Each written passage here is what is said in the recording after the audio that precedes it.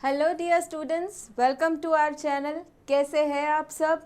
Exam के कुछ ही दिन बाकी रह गए हैं आपके, और होप सो आपकी पढ़ाई अच्छे से चल रही होगी।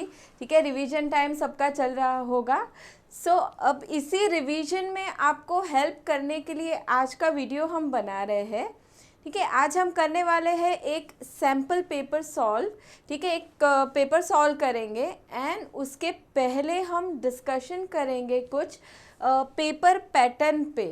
ठीक है, अभी हम एग्ज़ाम देने जा रहे हैं, अगर एग्ज़ाम के पहले अगर हम अच्छे से प्रिपेयर हो के जाए, प्रिपेयर यानी कि पढ़ाई तो हमने किया ही है, लेकिन अच्छे से हम कुछ प्लानिंग करके जाए कि चलो कौन से क्वेश्चन को कितना टाइम देना है, कैसे अटेंड करना है वगैरह, ये चीज़ें अगर हमारे माइंड में पहले से हो तो बहुत इजीली हम बहुत अच्छे से अटेंड कर सकते हैं पेपर। ठीक है, चलिए तो इसी को आपके रिवीजन को हेल्प करते हैं एंड आज का वीडियो हम शुरू करते हैं। अभी पहले हम बात करने वाले हैं पेपर पैटर्न के बारे में। ठीक है, आपका जो OCM का पेपर आने वाला है, टोटल मार्क्स रहेंगे 80 मार्क्स, जो रहेगा 3 आवर्स के लिए। ठीक है, इतने समय में आपको ये थियोरी पेपर कंप्लीट करना है। एंड अभी हम आते हैं क्वेश्चंस पे। यहाँ पे हम पहले क्वेश्चंस देख ले तो सबसे पहले आने वाला है एक ऑब्जेक्टिव क्वेश्चन। ठीक है, 20 मार्क्स जिसके टोटल रहेंगे। अब यहाँ पे ABCD होगा एंड ABCD 4 पार्ट में आपको ऑब्जेक्टिव क्वेश्चंस आएंगे। क्वेश्चन नंबर 2 आने वाला है explain following terms concepts. Third में केस स्टडी आएगा, फोर्थ में distinguish between. Question number 5 answer in brief. Question number 6 justify the following statements. Question number 7 attempt the following and सबसे last आता है लॉन्ग आंसर वाला क्वेश्चन। ठीक है, question number 8। अभी शुरू करते हैं क्वेश्चन नंबर 1। अभी ये जो ऑब्जेक्टिव क्वेश्चन आपको आने वाला है, टोटल 20 मार्क्स रहेंगे जिसके। अब यहाँ पे कोशिश करनी है कि एक भी मार्क आपका छूटे नहीं। ठीक है, यानी कि गलत ना हो, पूरी कोशिश करनी है। तो ऑब्जेक्टिव तो भाई एकदम परफेक्टली पढ़ के ही जाना। अभी यहाँ पे अगर हम देखें आपको हमने यहाँ पे जो लिखा हुआ है, इनके सबके कॉम्बिनेशन में कुछ भी आ सकता है। Select the correct option and rewrite the sentence. Correct the underline word and rewrite the sentence. ठीक है, उसके बाद गिव वन वर्ड, फ्रेज और टर्म आ सकता है। Find the odd one, answer in one sentence आ सकता है। स्टेट ट्रू और फॉल्स। ठीक है, ये सारी चीज़ें एक एक मार्क्स के लिए आएगी। 5-5 मार्क के क्वेश्चन होंगे आपको। ठीक है, टोटल 20 मार्क्स। तो अभी यहाँ पे आपको ट्राई करना है कि भाई 20 मिनट मैक्सिमम आपको लेना है यहाँ पे। ठीक है, 20 मिनट्स में आप कंप्लीट कर सकते हो ये आंसर। अभी यहाँ पे जो मैं टाइमिंग्स बताने वाली हूँ वो मैक्सिमम टाइम रहेंगे। ठीक है, आप उससे कम के समय में भी ट्राई कीजिए कि उससे कम के समय में आप कंप्लीट कर लो क्वेश्चन, ताकि पीछे से आपके लिए टाइम बचे जिसमें आप पेपर चेक कर सकते हो दोबारा। ठीक है, कुछ मिस हो गया तो आप लिख सकते हो।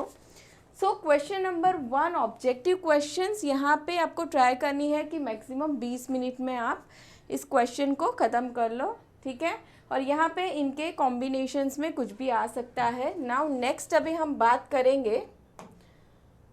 Next question number 2 is explain the following terms और कॉन्सेप्ट। ठीक है, ये आपको 20 मिनट्स में ख़त्म करना है। नेक्स्ट आने वाला है फॉलोइंग टर्म्स कॉन्सेप्ट्स एनी 4, कोई भी 4 आपको अटेंड करने होंगे। ठीक है, 6 दिए होंगे, 4 अटेंड करने हैं। 8 मार्क्स का आने वाला है, 2-2 मार्क्स का क्वेश्चन रहेगा आपका। अभी यहाँ पे आपको मैक्सिमम टाइम लगना चाहिए। यहाँ पे भी हम कहें मैक्सिमम 20 मिनट्स आप ले सकते हो। अभी यहाँ पे क्या करना है, आपको कुछ जो टर्म्स दिए हैं बहुत अच्छे से डिटेल में पता है, तो ऐसा नहीं कि भाई लिखते ही जाओ। कितने मार्क्स के लिए पूछा गया है, 2 मार्क्स के लिए, तो उस हिसाब से ही आपको उसका आंसर लिखना है। ठीक है, आधा पेज भर के या हम कहें या 3-4 पॉइंट्स में आप इसका आंसर लिख सकते हो, बहुत ज़्यादा लंबा नहीं लिखना है। ठीक है, अभी आगे बढ़ते हैं क्वेश्चन नंबर 3। अभी question number 3, study the following case situation and express your opinion. ठीक है, कोई भी 2 अटेंड करना है, केस स्टडी है, 3 दिया होगा उसमें से 2 अटेंड करना है, 6 मार्क्स के लिए आपको आने वाला है, यानी कि एक केस स्टडी होगा 3 मार्क के लिए, जिसके अंदर 3-3 क्वेश्चंस रहेंगे। ठीक है, अभी यहाँ पे क्या होता है कि यहाँ पे हमें थोड़ा टाइम लग जाता है, सोचने की ज़रूरत पड़ती है भाई कि केस स्टडी क्या दिया है, क्या सिचुएशन है, हम उसे समझेंगे कौन से चैप्टर में से है, फिर आंसर लिखेंगे। सो थोड़ा टाइम इसमें लग जाता है। सो क्वेश्चन नंबर 3 यहाँ पे आपको 2 अटेंड करने हैं, तो यहाँ पे भी हम कहें कि 20 मिनट्स आप मैक्सिमम ले सकते हो। ठीक है, 10 मिनट एक केस स्टडी के लिए। और यहाँ पे जो पूछा गया है आपको ऐसा नहीं है कि सिर्फ क्वेश्चन का एक वर्ड में आप आंसर लिख के आ गए, ऐसे नहीं करना है, अच्छे से पूरे सेंटेंस में आंसर लिख के आना है। ठीक है, जैसे फॉर एग्जांपल हम कहें कि एक कस्टमर ने दूसरे कस्टमर को सेल किया है थ्रू वेबसाइट, तो हम उसे कौन सा ट्रांजैक्शन कहेंगे, फॉर एग्जांपल ऐसा पूछा हुआ है, तो वो C2C ट्रांजैक्शन है। सो अभी खाली C2C लिख के नहीं आना है, अच्छे से पूरे सेंटेंस में उसको आंसर लिखना है। सो ये बात हो गई question number 3, study the following case and situation and express your opinion.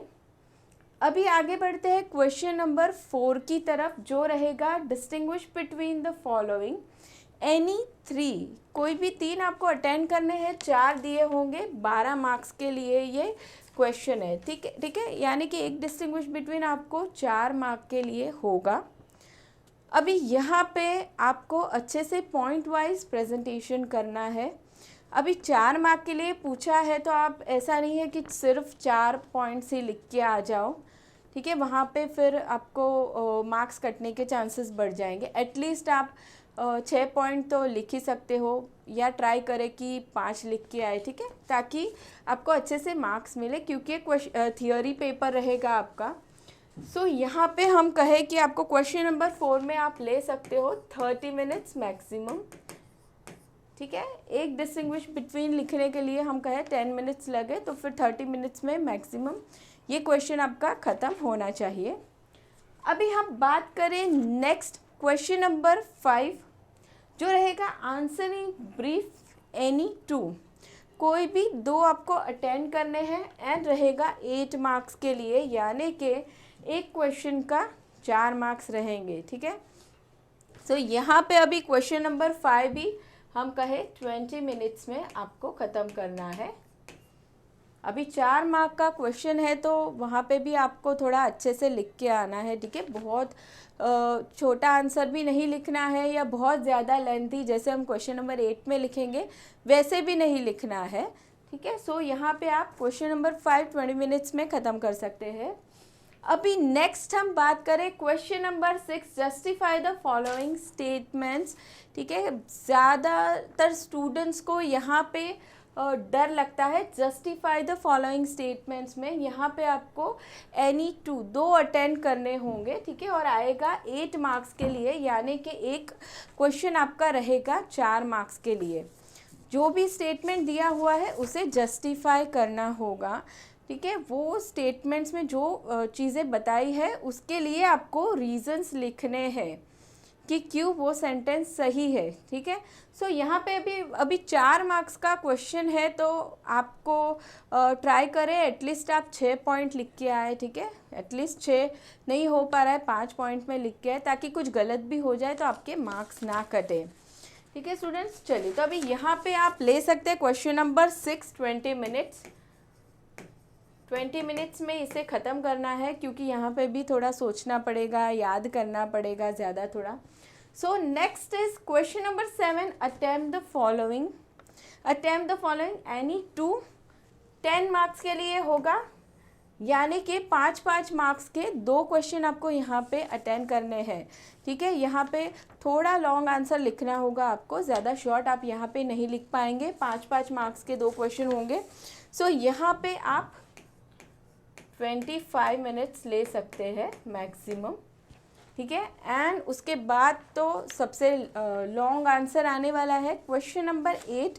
ठीक है, यहाँ पे आंसर द फॉलोइंग एनी 1, कोई भी एक अटेंड करना है, जो रहेगा 8 मार्क के लिए। ठीक है। सो यहाँ पे भी आप ले सकते हैं 25 मिनट्स मैक्सिमम। सो हम कहे कि अब ये 25 मिनट्स में ट्राई करना है कि आप बहुत अच्छे से लिख पाए, और ऑफ कोर्स अभी लास्ट क्वेश्चन लिख रहे होंगे, टाइम एकदम लिमिटेड होगा, ठीक है, बहुत सारा लिखना है। ट्राई करें अच्छी हैंडराइटिंग में अच्छे से लिख पाए, ठीक है। अभी यहाँ पे जो क्वेश्चन आप अटेंड कर रहे हैं, सो उसका मीनिंग लिखिए, अगर डेफिनेशन है वहाँ पे सो डेफिनेशंस भी लिखना है, एंड जो चीज़ें एक्सप्लेन करनी है उसे इन डिटेल आप एक्सप्लेन करिए। जैसे हम कहे कि बैंक का आपको क्वेश्चन पूछा गया है तो बैंक का मीनिंग या डेफिनेशन बहुत अच्छे से बताइए, ठीक है। टाइप्स ऑफ बैंक पूछा गया है तो सारे टाइप्स अच्छे से एक्सप्लेन कीजिए। सो ये रहेगा आपका एकदम लेंदी आंसर, ठीक है। तो ऐसा आप अगर पहले से प्रिपेयर करके जा रहे हैं, प्लान करके जा रहे हैं स्टूडेंट्स, तो आपके लिए बहुत इजी होगा पेपर अटेंड करना। चलिए अभी हम यहाँ पे तो हमने पेपर पैटर्न की बात कर ली, अभी आगे बढ़ते हैं सैम्पल पेपर की तरफ। एक सैम्पल पेपर हम सॉल्व करने वाले हैं। चलिए स्टार्ट करते हैं। सैम्पल पेपर हम स्टार्ट करेंगे। अब आपके प्रिपरेशन हो गए हैं, सो आप भी इसके आंसर्स दे सकते हैं जल्दी जल्दी से, ठीक है। Question number 1 A, correct the underline word and rewrite the following sentence. देखिए अभी यहाँ पे कैसा है स्टूडेंट्स कि वो लोग क्लियरली बता ही रहे, correct the underline word and rewrite the sentence. तो आपने खाली वर्ड लिख के नहीं आना है, पूरा सेंटेंस रीराइट करना है, ठीक है। चलिए तो अभी यहाँ पे सबसे फर्स्ट हमें पूछा गया है all functions of management are independent. तो यहाँ पे इंडिपेंडेंट नहीं होगा, इंटर रिलेटेड हो सकता है या इंटरडिपेंडेंट हो सकता है, ठीक है। सो यहाँ पे all the functions of management are interdependent हम कहेंगे। फंक्शंस ऑफ मैनेजमेंट हमने पढ़ा था, प्लानिंग, कंट्रोलिंग, डायरेक्टिंग वगैरह, तो सारे ही फंक्शन इंडिपेंडेंट नहीं है, सब एक दूसरे से जुड़े हुए हैं, डिपेंडेंट है। Now next one is registration is the last step in online transaction. देखिए लास्ट स्टेप तो ये नहीं है, रजिस्ट्रेशन हम कोई ऑनलाइन ट्रांजैक्शन करना चाहते हैं तो सबसे पहला काम हम करते हैं रजिस्ट्रेशन का, तो वो हो जाएगा फर्स्ट स्टेप, ठीक है। Registration is the first step in online transaction. Now next one is management and union should agree strikes and lockouts to protect the interest of both the parties. नहीं भाई ये तो गलत है ना, अगर स्ट्राइक होंगी तो फिर क्या होने वाला है, सबका नुकसान ही है। तो एग्री नहीं होना है, मैनेजमेंट एंड यूनियन ने स्ट्राइक को बैन करना है। सो यहाँ पे आंसर होगा ban. Management and union should ban strikes and lockouts to protect the interest of both the parties. Now next is in India sellers are widely dispersed and are not united। नहीं ये गलत है, हमने पढ़ा था कि sellers बहुत ज़्यादा नहीं होते, हमेशा कंज्यूमर्स बहुत ज़्यादा होते हैं, ठीक है, और अलग अलग जगह पे वो सिचुएटेड होते हैं। सो सेलर्स की जगह पे आएगा कंज्यूमर्स, ठीक है। Now next is pricing bridges the time gap between production and sale of goods. तो भाई production and sale of goods, production हो गया गुड्स का, अभी सेल अलग टाइम पे होगा, जब प्रोडक्शन हुआ है तब तो नहीं होगा। तो ये दोनों ही के ही बीच का गैप किसकी वजह से कम होने वाला है, वेयर हाउसिंग की वजह से होगा, ठीक है, प्राइसिंग की वजह से नहीं होगा। सो यहाँ पे answer is warehousing. Okay तो ये हो गया हमारा correct the underline word and rewrite the following sentences, एक एक मार्क के लिए आ सकता है, ठीक है।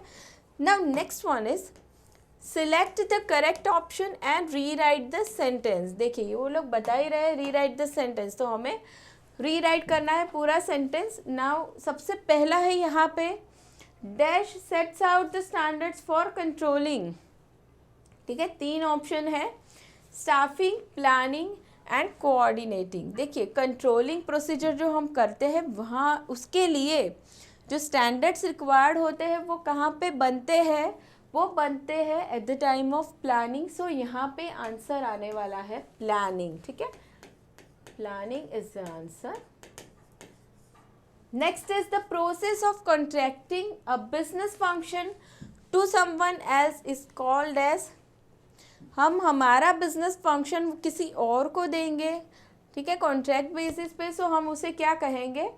3 ऑप्शन है, आउटसोर्सिंग, ट्रेडिंग या ई बिजनेस, तो हम उसे कहेंगे आउटसोर्सिंग, ठीक है। आउटसोर्सिंग ये एक टॉपिक है हमने जो डिटेल में किया है,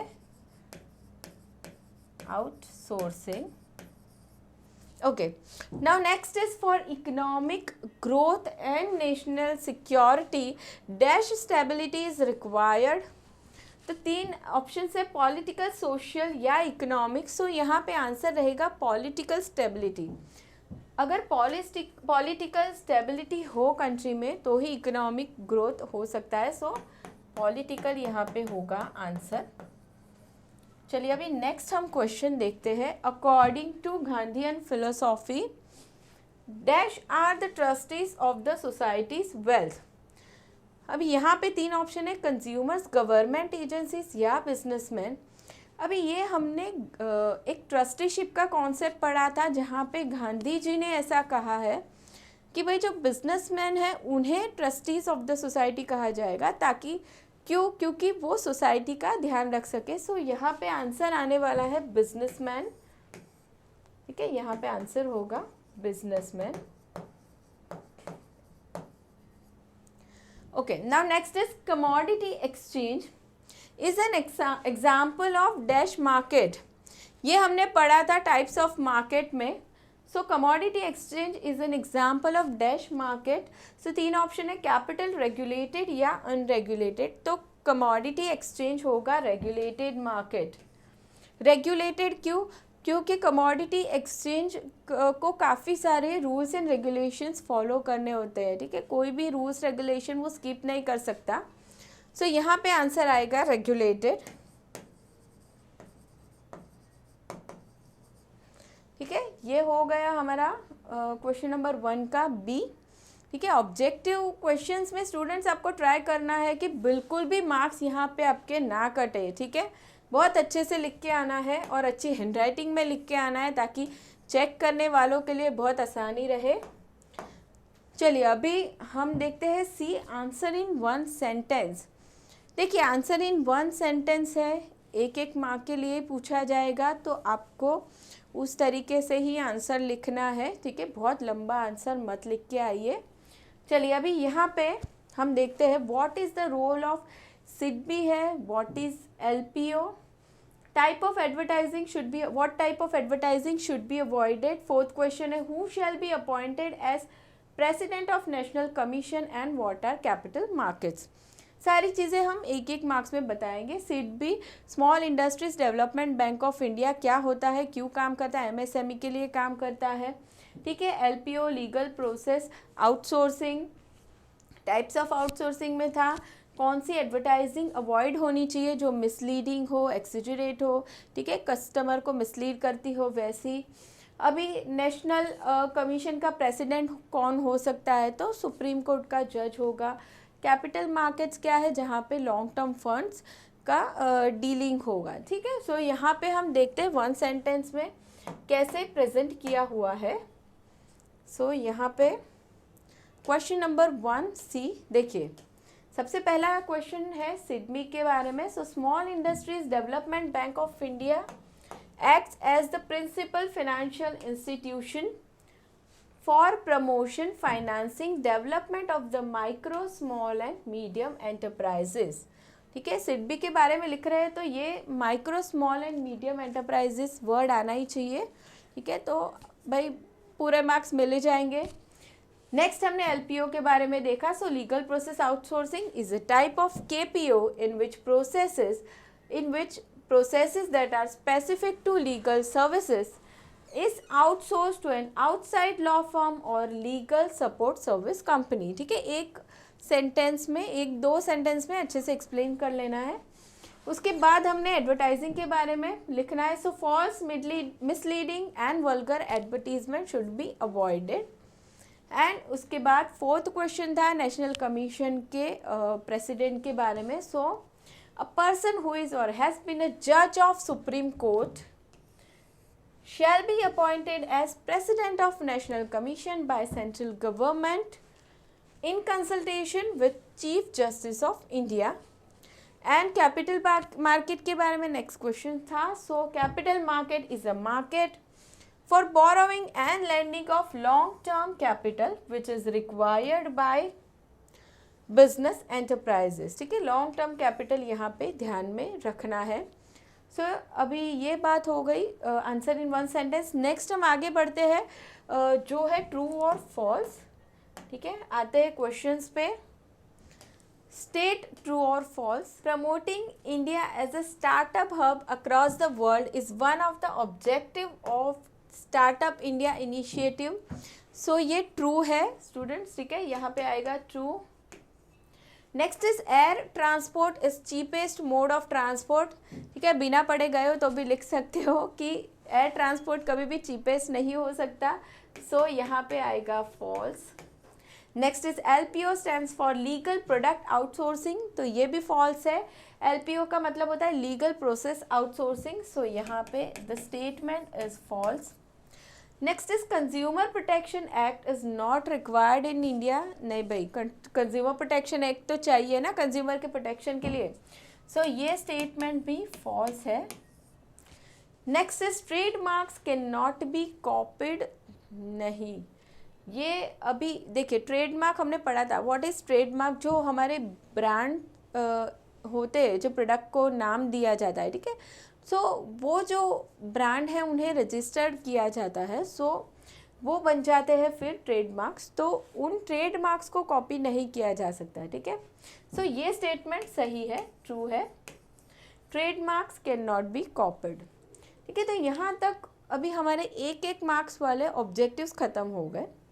सो नेक्स्ट अभी हम आगे बढ़ेंगे. क्वेश्चन नंबर 2 जो है एक्सप्लेन द फॉलोइंग टर्म्स और कॉन्सेप्ट. ठीक है, आपको 4 अटेंड करने होते हैं. 6 दिए होंगे. ठीक है, 6 ऑप्शन से 4 अटेंड करने हैं. कोऑर्डिनेशन, स्मॉल फाइनेंस बैंक यहाँ पे जो हमें दिए. नेक्स्ट इज C2C यानी कि कंज्यूमर टू कंज्यूमर जो होता है selling.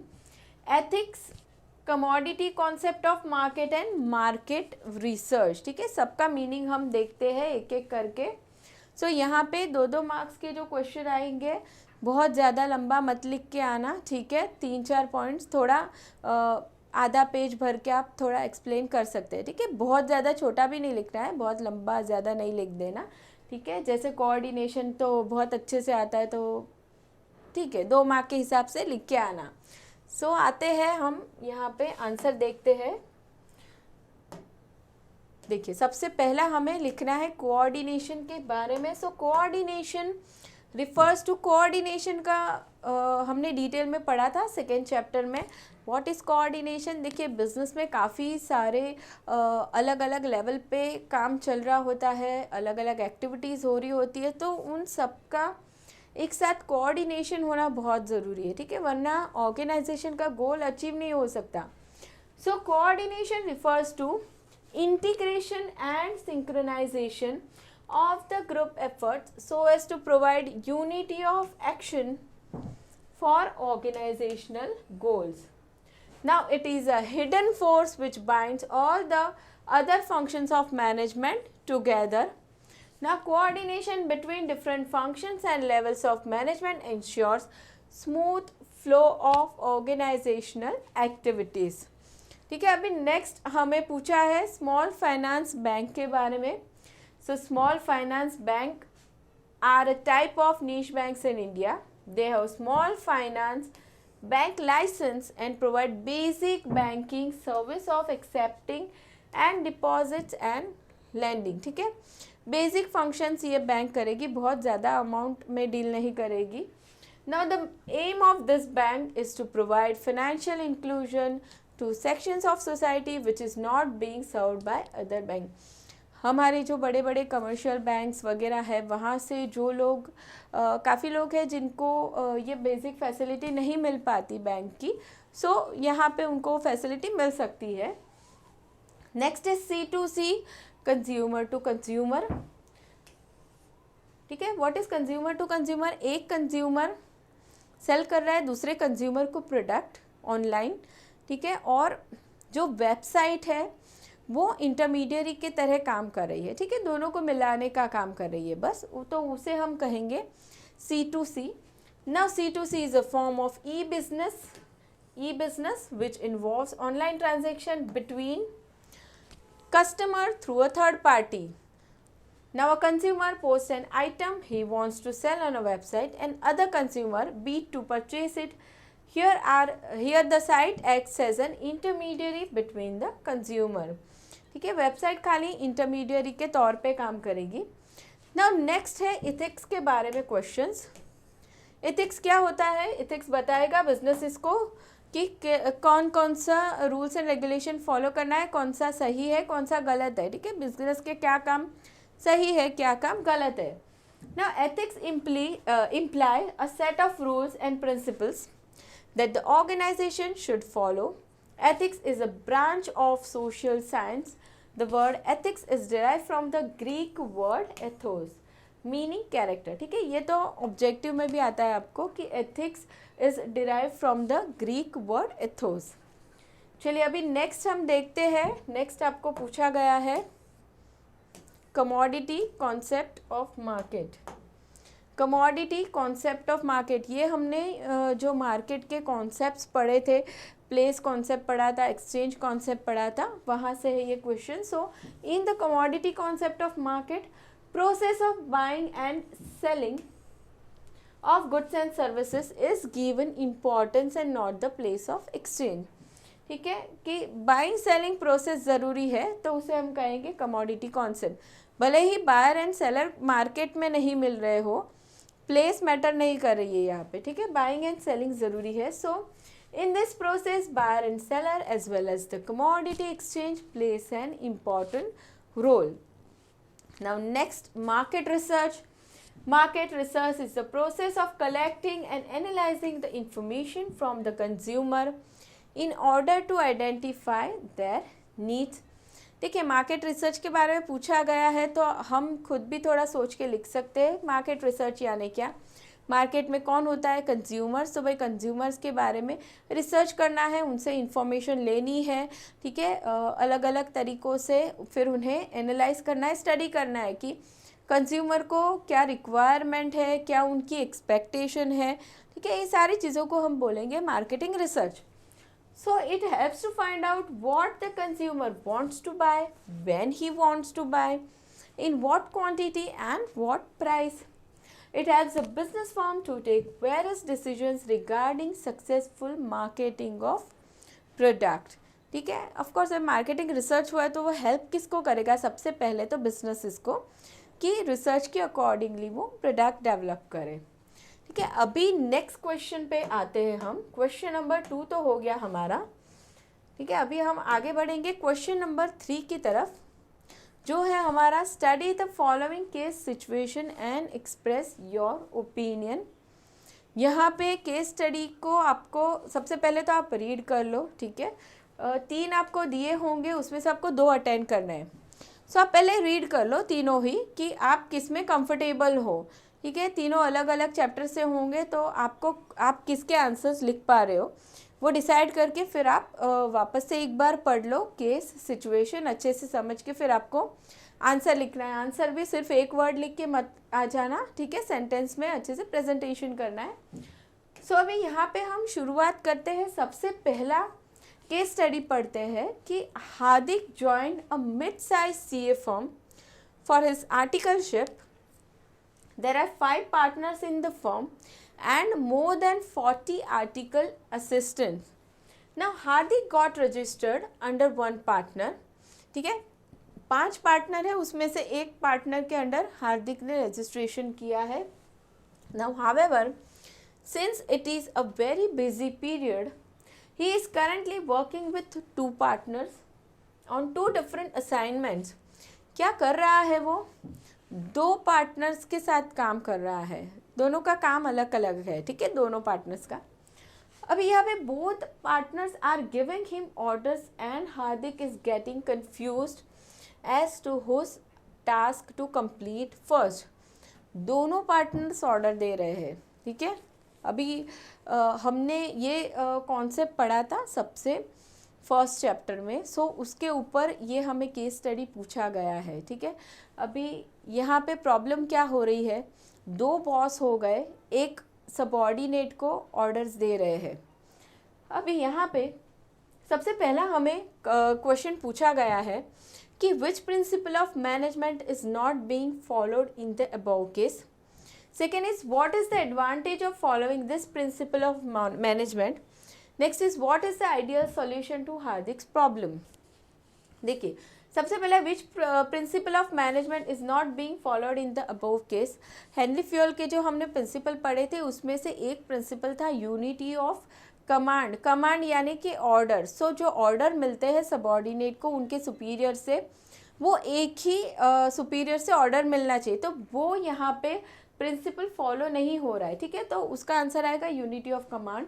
Next is what is the advantage of following this principle of management. क्या फ़ायदा है भाई ये प्रिंसिपल फॉलो करने का, कि एक ही सुपीरियर अगर ऑर्डर दे रहा है तो सबऑर्डिनेट कंफ्यूज नहीं होगा, अच्छे से काम होगा और कॉन्फ्लिक्ट भी नहीं होंगे बिटवीन सुपीरियर्स।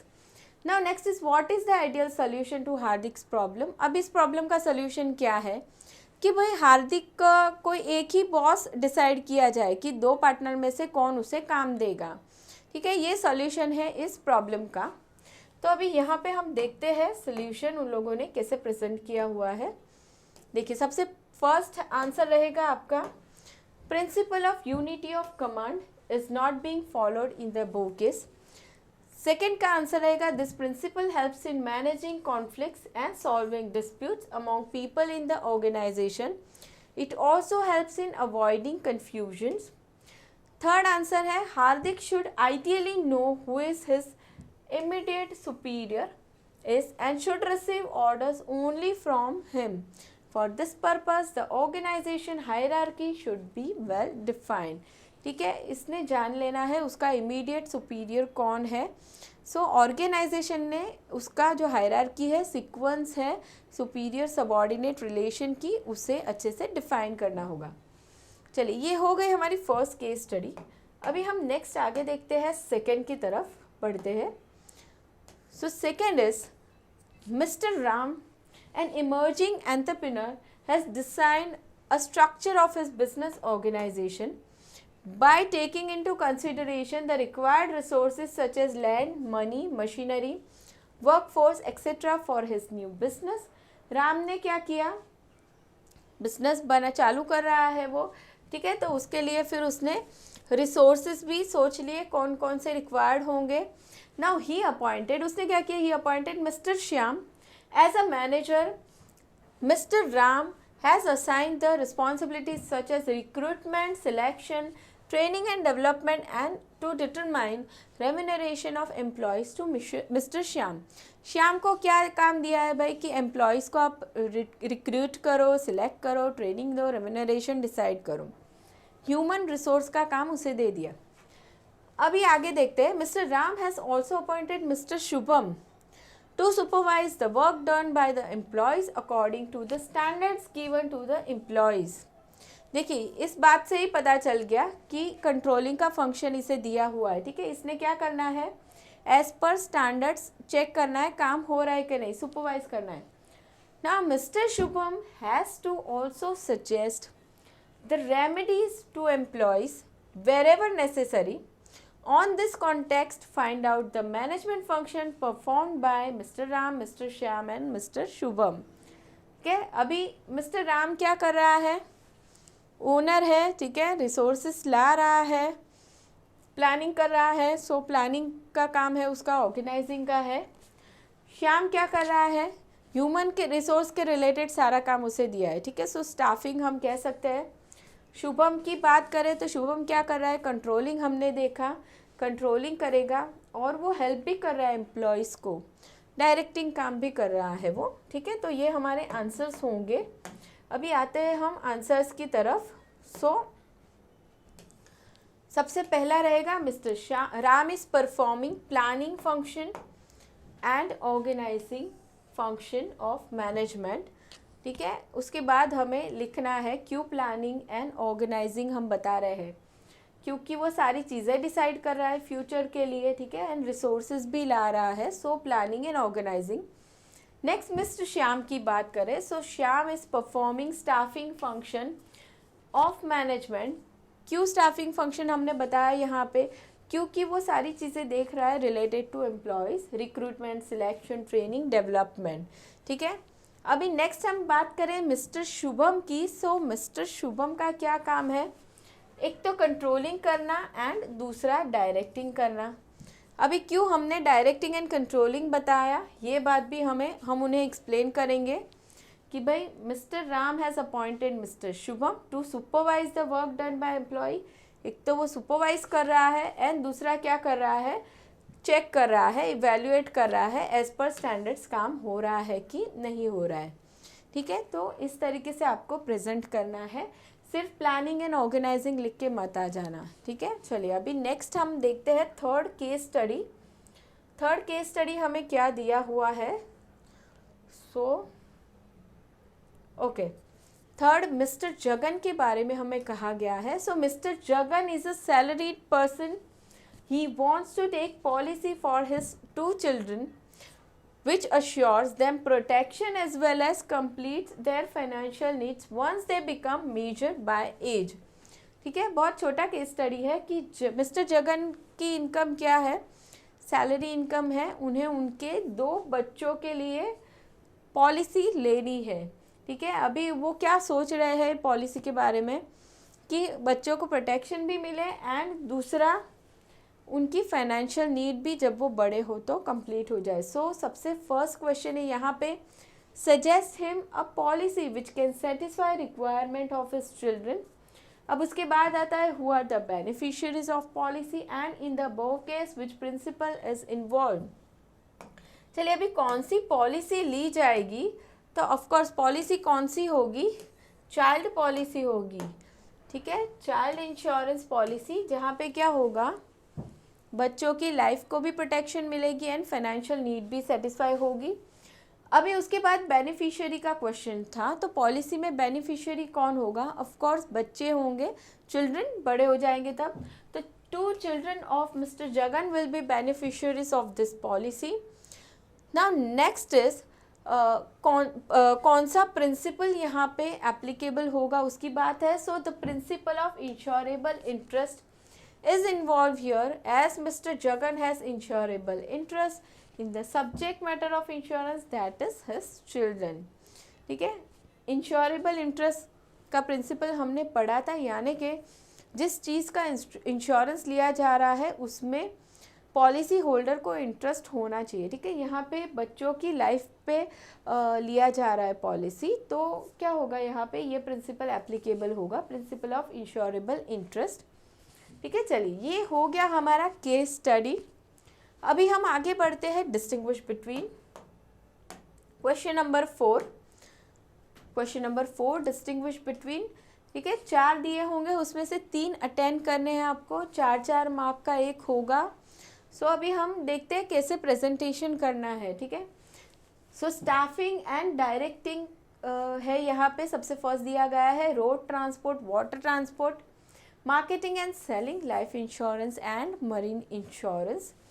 सो चलिए अभी हम देखते हैं आंसर्स, आपको अच्छे से पॉइंट वाइज एक्सप्लेन करना है। देखिए स्टाफिंग एंड डायरेक्टिंग, तो यहाँ पे हम पॉइंट वाइज बताएंगे। सबसे पहले मीनिंग लिखना है, आपको जो भी पूछा है उसका मीनिंग लिखिए। उसके बाद यहाँ पे ऑब्जेक्टिव की बात की है और एरिया ऑफ फंक्शंस, ठीक है। इस तरीके से आपको एक्सप्लेन करना है। जैसे स्टाफिंग फंक्शन किससे रिलेट करता है, ह्यूमन रिसोर्स से, जहाँ पे एम्प्लॉयज़ का सिलेक्शन होता है, ट्रेनिंग होता है।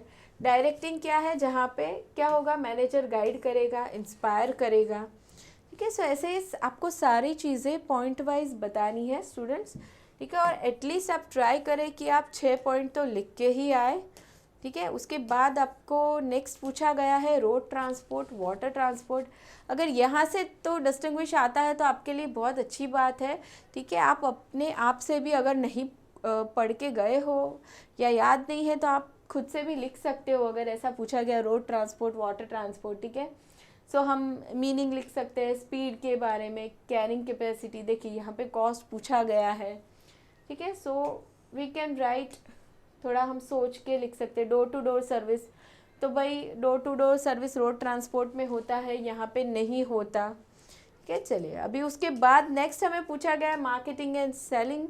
सो हम बताएंगे मार्केटिंग का मीनिंग पहले लिखना है। मार्केटिंग क्या है, बहुत बड़ा प्रोसेस है जहाँ पे सेलिंग इन्वॉल्व होता है उसमें, ठीक है। मार्केटिंग यानी कि क्या, कस्टमर के साथ कस्टमर तक इंफॉर्मेशन पहुँचाना प्रोडक्ट के बारे में, ठीक है, ऑफर्स के बारे में, मार्केटिंग है। सेलिंग की बात करें तो वो एक सिर्फ प्रोसेस है कस्टमर को गुड्स बेच देने की, ठीक है। तो सेलिंग छोटा कॉन्सेप्ट है, मार्केटिंग वाइडर कॉन्सेप्ट है।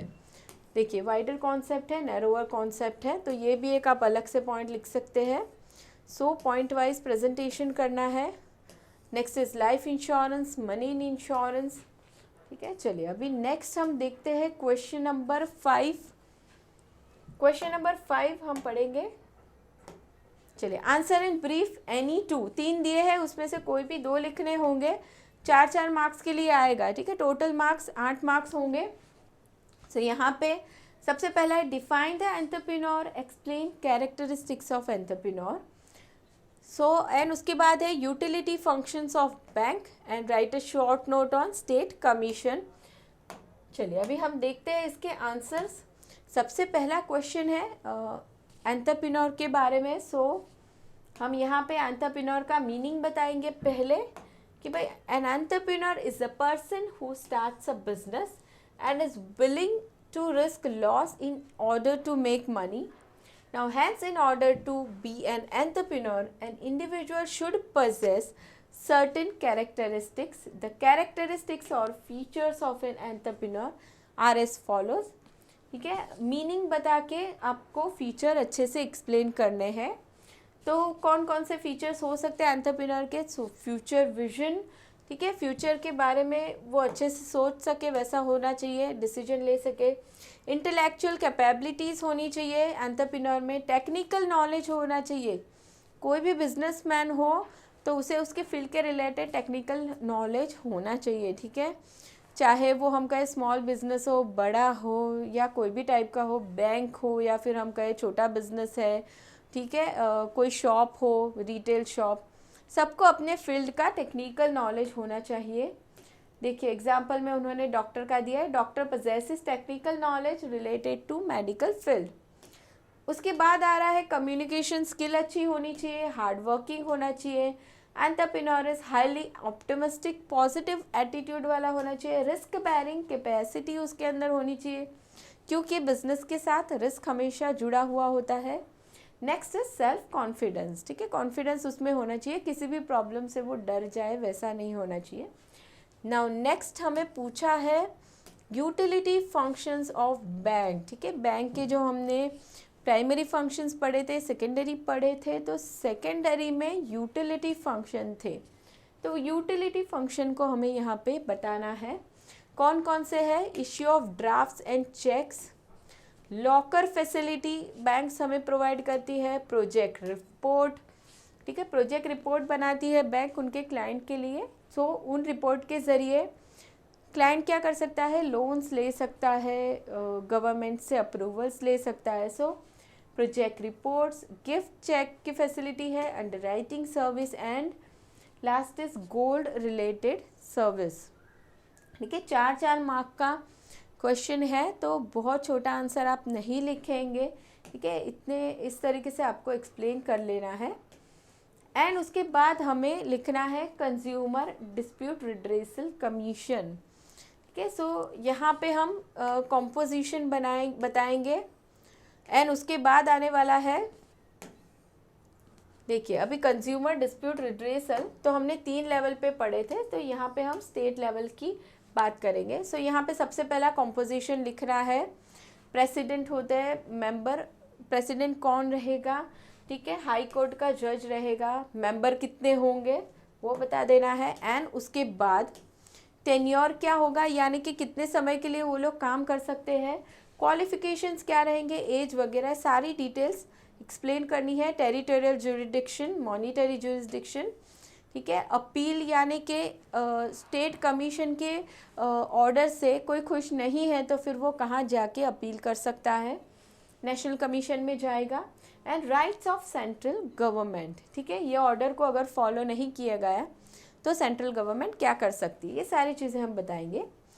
ठीक है, चलिए अभी आते हैं क्वेश्चन नंबर 6 के ऊपर। Question number 6, justify the following statements. Justify करना है स्टेटमेंट्स को। काफ़ी सारे स्टूडेंट्स यहीं पे डर जाते हैं, ठीक है, देखिए डरना नहीं है बिल्कुल भी। आपको जो भी सेंटेंस दिया गया है उस सेंटेंस के बारे में आप अच्छे से सोचिए, ठीक है, उसमें जो चीज़ है उसका मीनिंग लिखिए एंड रीजंस लिखिए। लेट्स से फॉर एग्जांपल अभी हम बात करें, it is essential to provide training and development programmes to employees whenever required. देखिए अभी बहुत ज़रूरी है ट्रेनिंग एंड डेवलपमेंट करना एम्प्लॉयज़ का। क्यों ज़रूरी है? ट्रेनिंग एंड डेवलपमेंट से क्या होता है, एम्प्लॉयज़ के अंदर कॉन्फिडेंस बढ़ता है, उनकी स्किल बढ़ती है, वो अच्छे से काम करते हैं, ऑर्गेनाइजेशन का फ़ायदा होता है, अच्छा आउटपुट मिलता है। तो इसे आपको सोच के जस्टिफाई करना है उन सेंटेंसेस को। तो देखिए अभी यहाँ पे एटलीस्ट आप ट्राई करें कि 5 से 6 पॉइंट तो आप लिख के ही आए। तो सबसे पहला उन लोगों ने क्या बोला है, the best performance of an organisation depends on the skill and capabilities of its employees to a great extent. Now training and development program improves the skill and capabilities of employees. Now they also develop a sense of gratitude towards the organization.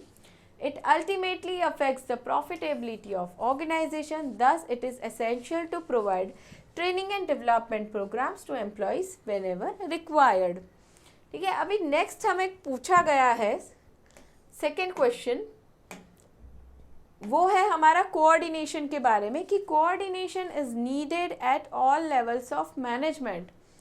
ठीक है, तो यहाँ पे आप क्या करेंगे, सबसे पहले कोऑर्डिनेशन का मीनिंग अच्छे से एक्सप्लेन करेंगे एंड उसके बाद हमें बताना है कि अलग अलग लेवल पे क्या क्या काम हो रहे हैं बिजनेस में। अब इन सारे ही कामों में कोऑर्डिनेशन होना बहुत ज़रूरी है ताकि बिजनेस उसका गोल अचीव कर पाए।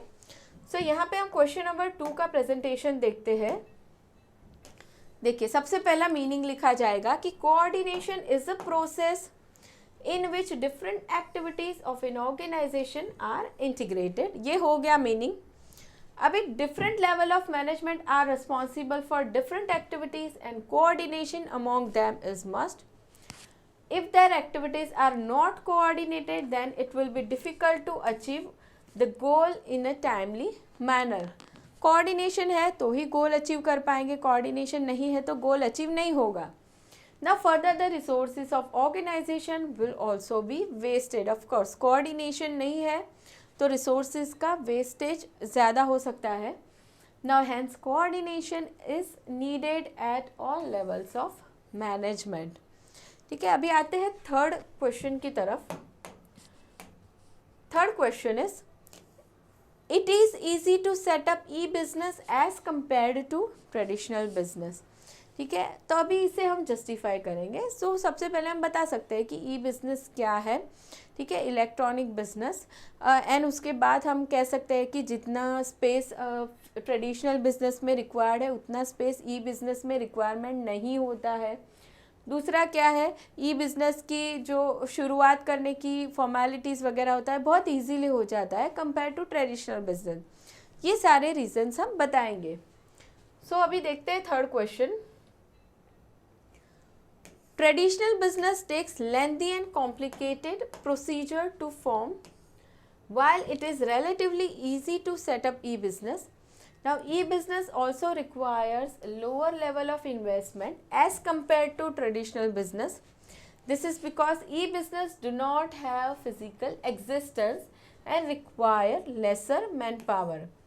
e-business में जगह भी कम चाहिए, एम्प्लॉयज़ भी कम चाहिए, तो इन्वेस्टमेंट भी कम चाहिए। इसके लिए इजी है ई बिज़नेस चालू करना। Now the government also provides favourable environment for setting up of e business. So last line is hence it is easy to set up e business as compare to traditional business. ठीक है, अभी fourth question देखते हैं हम। Fourth one is consumer protection act is a blessing for consumer.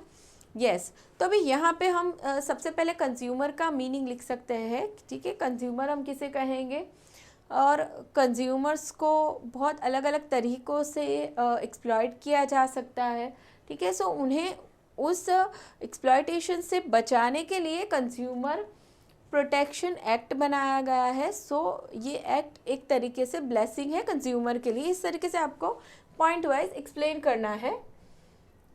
सो देखिए, the consumer protection act came into existence in the year 1986.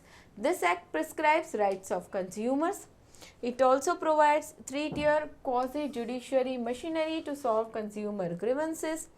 The provision in the act safeguard the consumer from the exploitation by seller. Hence, Consumer Protection Act is blessing for consumer.